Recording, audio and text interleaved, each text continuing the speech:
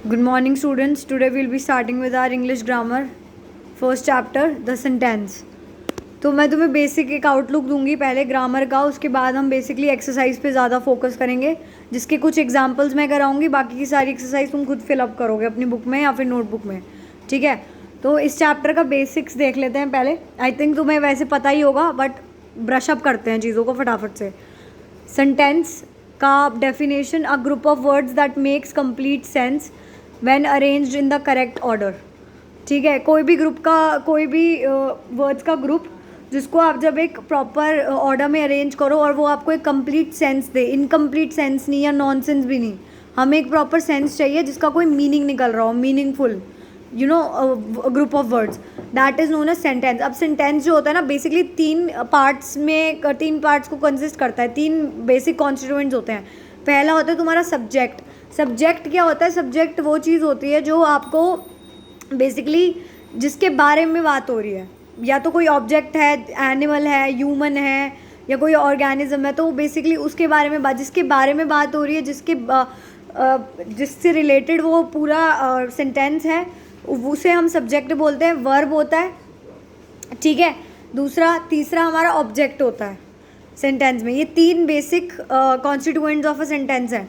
अब example low, she missed the train. तो जो शी है यहाँ पे, उसके रिगार्ड में बात हो रही है, मतलब कि एक लड़की के बारे में बात हो रही है, तो वो सब्जेक्ट हो गई हमारी। मिस्ड जो उसने हुआ, वो एक्टिविटी हुई है बेसिकली, वो आपकी वर्ब हो गई। और यहाँ पे जो ट्रेन है, ट्रेन इज़ एन ऑब्जेक्ट, जो मतलब, तो यहाँ पे ये देख रहे हो, ये कंप्लीट सेंटेंस है। अब इसके कुछ रूल्स होते हैं जब हम सेंटेंस बनाते हैं। एक तो सेंटेंस का पहला जो लेटर होगा, अल्फ़ाबेट, वो हमेशा कैपिटल लेटर होगा, ठीक है। दूसरी चीज़, ये हमेशा जो है तुम्हारा फुल स्टॉप, एक्सक्लेमेशन मार्क या फिर क्वेश्चन मार्क, इन सब चीज़ों से जो होता है कंप्लीट होता है। मतलब उनके लास्ट में एक full stop, question mark, exclamation mark ज़रूर होना चाहिए, based on what type of sentence it is. अगर तुम क्वेश्चन पूछ रहे हो तो क्वेश्चन मार्क से एंड होगा, एक सेंटेंस बोल रहे हो तो नॉर्मली तुम्हारा फुल स्टॉप से एंड होगा। अगर कोई ऑर्डर दे रहे हो या ऐसा कुछ है कि तुम बहुत खुश हो, अपने इमोशंस दे रहे हो, तो फिर वो एक्सक्लेमेशन मार्क से जो होगा ख़त्म होगा, ठीक है। अच्छा, अब तीसरी बात जो बहुत इंपॉर्टेंट है, जो मेरे को लिखनी पड़ी स्पेसिफिकली, यूजली जो होता है सब्जेक्ट होता है, उसे फॉलो करता है प्रेडिकेट। मतलब सब्जेक्ट हमेशा पहले आता है। ये पूरा जो था ना, मिस द ट्रेन, ये तुम्हारा प्रेडिकेट था और शी जो था वो सब्जेक्ट था। तो generally usually most of the cases में 99% या 90% केसेस में तुम्हारा सब्जेक्ट पहले आएगा, प्रेडिकेट बाद में आएगा पूरा। लेकिन ये एक्सेप्शनल होता है, ऐसा नहीं हमेशा ही ऐसा होता है। लाइक हम कह सकते हैं 100% इट इज़ लाइक दैट। ऐसा भी हो सकता है कि तुम्हारा कभी कभी प्रेडिकेट पहले आए और सब्जेक्ट लास्ट में आए। जैसे कि down went the royal George, तो यहाँ पे ये डाउन वेंट तो सब्जेक्ट हो नहीं सकता, ऑब्वियस सी बात है। इसके बारे में तो बात हुई, तो कोई ऑब्जेक्ट भी नहीं है, कोई वैसा कोई तुम्हारा एनिमल नहीं है, प्लांट नहीं है, तो इसके बारे में तो बात हो नहीं रही, तो ये तुम्हारा प्रेडिकेट है। अब द रॉयल जॉर्ज, यहाँ पे आया लड़के का नाम, ये तुम्हारा क्या हो गया? ये तुम्हारा हो गया सब्जेक्ट, ठीक है। तो ये देख रहे हो, ये एक एक्सेप्शन था। ये प्रेडिकेट जो है यहाँ पे, predicate is followed by subject, ठीक है। तो ये चीज़ें याद रखना। बाकी अब हम थोड़े एक्सरसाइजेस पे आते हैं। ये देखो, तो तुम्हारी एक्सरसाइज 1.1 का क्वेश्चन पढ़ते हैं। Rearrange the following words to their proper order to make meaningful sentences, use the appropriate punctuation marks where required. तो ये क्या बोल रहा है कि हमें बेसिकली जंबल वर्ड्स होते थे ना, तो जंबल वर्ड्स ये रीअरेंज कर रहे हैं वर्ड्स को, बस वो कह रहे हैं पंक्चुएशन लगाने हैं और वर्ड्स ऐसे अरेंज करने हैं कि वो एक मीनिंगफुल सेंटेंस में बने। फर्स्ट देखते हैं, festivals India is of land. India is a land of festivals, इसको पंक्चुएशन क्या लगेगा? Full stop.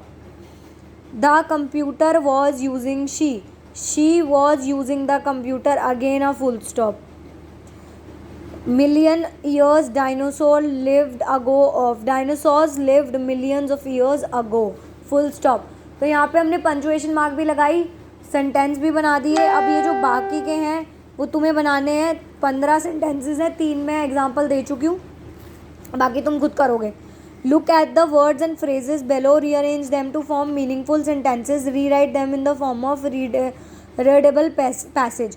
बेसिकली ये 4 सेंटेंसेस जंबल सेंटेंसेस दिए हुए हैं। अब तुम पहले तो इन चारों को एक सेंटेंस में बदलो, ठीक है, मैं बताती हूँ ऐसे. Us to trees of importance. Trees are of great importance to us. पहला हो गया trees are of great importance to us. दूसरा green the of the trees laboratories wonderful little leaves are. Leaves are the wonderful little laboratories of the trees. Leaves are the wonderful little laboratories of the. oh sorry एक second. यहाँ पे हम हैं बोलेंगे green leaves are the little wonderful laboratories of trees. हाँ, green leaves are little wonderful laboratories of trees. ठीक है. तीसरा carbon dioxide they by animals breathed out absorb. ठीक है, they absorb carbon dioxide breathed by animals. ठीक है. चौथा air pollution the reduce trees are life they make possible and. तो चौथा जो हमारा सेंटेंस है वो होगा trees reduce air pollution and make our life possible. इसमें बच्चों मेक और पॉसिबल साथ में दिया है, उसमें के बीच में जो है ना स्लैश नहीं डाला हुआ उन्होंने, तो वो आप खुद से डाल लेना क्योंकि उसके बिना सेंटेंस नहीं बनेगा.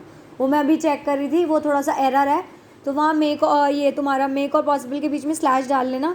अब मैं बताती हूँ, तुमने सारे सेंटेंस बना लिए. अब सेंटेंसेस को ऐसे अरेंज करना है कि वो एक पैराग्राफ बन जाए. ठीक है. पहले ही सेंटेंस लिखेंगे they are of great importance, trees are of great importance to us. फिर सेकंड पोर्शन कि क्या बोलते हैं तुम्हारा, फिर हम लिखेंगे कि जो तुम्हारा ये green leaves are little wonderful laboratories of the tree. फिर they absorb carbon dioxide breathed out by animals. और चौथा जो सेंटेंस बनाया था वो लिख के ये पूरा एक पैराग्राफ फॉर्म में बन जाएगा और ये पैराग्राफ लिख दोगे. वैसे ही अब ये सेकंड और थर्ड क्वेश्चन तुम अपने आप करना. ठीक है. नेक्स्ट उस पर आते हैं. अच्छा, ये एनालिसिस ऑफ सिंपल सेंटेंस देख रही थी मैं. इसमें कुछ नहीं है, जो मैं तुम्हें समझा चुकी हूँ तो मैं बार बार नहीं समझाऊंगी. ये वही बता रहा है कि सब्जेक्ट का क्या मतलब है और प्रेडिकेट का क्या मतलब है. सब्जेक्ट मैंने बता दिया जिसके बारे में बात हो रही है. ठीक है, वो कोई भी ऑब्जेक्ट है. देखो एक बार देख लेते हैं. The subject of a sentence may be a word और a group of words that tells us who और what does something in a sentence. What we talk about is the subject. भाई जिसके बारे में बात हो रही है वो एक सब्जेक्ट है. वो ग्रुप भी हो सकता है कुछ वर्ड्स का या एक वर्ड भी हो सकता है. The part of sentence which says something about the subject is called predicate. It may speak about the subject or an action of the object. वो कह रहा है कि जो भी बाकी का सेंटेंस होता है जो हमें सब्जेक्ट के बारे में बताता है या उसके किसी एक्शन के बारे में बताता है, ऑब्जेक्ट रिलेटेड होता है, वो सारे को आप प्रेडिकेट बोलते हो. ठीक है.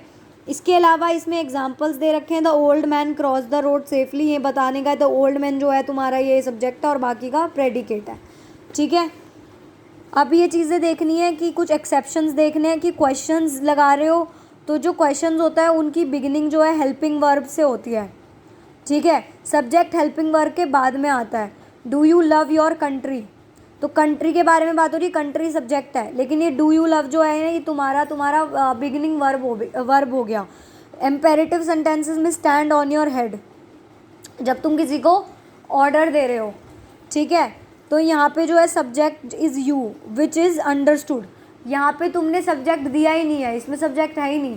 सब्जेक्ट जो है वो बहुत अंडरस्टूड है कि हाँ उसकी बात हो रही है. जैसे मैं तुम्हें बोलूँ क्लोज द डोर, तो मैं ये नहीं बोलूँगी, जब ये जनरली हम नहीं बोलते कि यू क्लोज द डोर या यू हैव टू. हम इशारा करते हैं कि क्लोज द डोर, तो वहाँ पे जो यू होता है ना वो अंडरस्टूड होता है, वहाँ पे लिखने की ज़रूरत नहीं है वो चीज़ें. अब be careful with the sentences that begin with there plus a form of verb to be. In such sentences the subject will come just after the phrase. यहाँ पे there were 3 kittens covering under our porch steps. यहाँ पे जो subject है वो 3 kittens है और 3 kittens जो है बीच में आ रहा है, देख रहे हो. ठीक है. और स्टार्टिंग जो हो रही है ये हो रही है तुम्हारी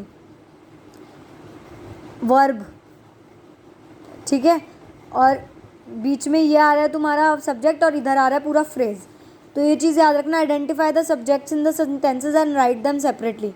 कुछ नहीं, इन सब सेंटेंसेस को पढ़ो और इनके सब्जेक्ट्स निकालो। Cool breeze makes the weather pleasant, cool breeze की बात कर रहा है। One of the friends found a bag of money, friend friends है ना, इन उसकी बात हो रही है। Music is the essence of life, music. The baby looked restless and irritated, the baby. बस 4 मैंने एग्जाम्पल दे दिए, बाकी ये जितने भी हैं 17 है, तो वो बाकी आपको खुद से करने हैं 13 क्वेश्चन। ठीक है, एट्रीब्यूट पे आते हैं हम। एट्रीब्यूट में क्या हो रहा है, एट्रीब्यूट में क्या हो रहा है कि जो तुम्हारे ये है ना, कह रहा है कि तुम्हारा सब्जेक्ट है, सब्जेक्ट ज़रूरी नहीं है, मैंने बताया सब्जेक्ट एक वर्ड भी हो सकता है और ग्रुप ऑफ वर्ड्स भी हो सकते हैं, लेकिन उस ग्रुप ऑफ वर्ड्स में जो सब्जेक्ट होगा, कह रहे हैं ना हम ग्रुप ऑफ वर्ड्स, जैसे कि ये देखो द मिस्चीवियस बॉय, इसमें द मिस्चीवियस बॉय पूरा ही तुम्हारा सब्जेक्ट है, लेकिन इसमें भी एक ऐसा वर्ड होगा जो मेन सब्जेक्ट होगा। तो इस तीनों वर्ड्स में मेन सब्जेक्ट हमें पता चल रहा है लड़का, मतलब बॉय, बॉय है, तो ये जो बॉय वर्ड है ना, ये तुम्हारा एट्रीब्यूट है, क्योंकि ये तुम्हारा मेन सब्जेक्ट है। इस चीज़ पे फोकस करना, यही है एट्रीब्यूट में और कुछ नहीं है। ठीक है, एक्सरसाइज देखते हैं। In the following sentences underline the complete subject then separate subject word from the attribute. Subject को पूरा हाईलाइट करना है और फिर मेन सब्जेक्ट निकालना है। एग्जाम्पल देखो, barking dog seldom bite, subject जो है ना वो तुम्हारा जो वो है, सॉरी सब्जेक्ट वर्ड अलग है और उसके अलावा जो होता है वो एट्रीब्यूट होता है। द मिस्चीवियस बॉय में बॉय तो तुम्हारा सब्जेक्ट वर्ड है, लेकिन तो जो तुमने द मिस्चीवियस पढ़ा उससे पहले वो तुम्हारा एट्रीब्यूट है, तो वहाँ पे कंफ्यूजन क्रिएट मत करना। Subject word is a different thing, attribute is a different thing, but both are a complete part of a proper subject. ठीक है, सब्जेक्ट वर्ड भी सब्जेक्ट का पार्ट है, एट्रीब्यूट भी सब्जेक्ट का पार्ट है, तो वहाँ पे कंफ्यूजन नहीं क्रिएट करना। एग्जांपल देखते हैं, बार्किंग डॉग्स सेल्डम बाइट। अब जो डॉग्स हैं यहाँ पे वो हमें समझ आ रहा है सब्जेक्ट वर्ड है, और ये जो बार्किंग है वो तुम्हारा एट्रीब्यूट है। ऐसे ही ये देखो, Pandit Jawaharlal Nehru the first prime minister of India wrote discovery of India. यहाँ पे तुम्हारा Pandit Jawaharlal Nehru the first prime minister जो है वो पूरा का पूरा तुम्हारा जो है ना सब्जेक्ट है, लेकिन Pandit Jawaharlal Nehru is the subject word, क्योंकि ये स्पेसिफिक है, ये तुम्हें बता रहा है किसकी एग्जैक्टली बात हो रही है। और जो प्राइम मिनिस्टर है वो तुम्हारा एट्रीब्यूट है। ठीक है, वो तुम्हारा जो है एट्रीब्यूट है। द लिटिल चाइल्ड, ये the little child tired of playing is sleeping, ये द लिटिल चाइल्ड पूरा तुम्हारा जो है सब्जेक्ट है, इसमें चाइल्ड जो है वो तुम्हारा सब्जेक्ट वर्ड हो गया और बाकी द लिटिल एट्रीब्यूट है, बाकी सारे तुम्हें खुद करने हैं। ठीक है, एडवर्बियल क्वालिफिकेशन देखते हैं।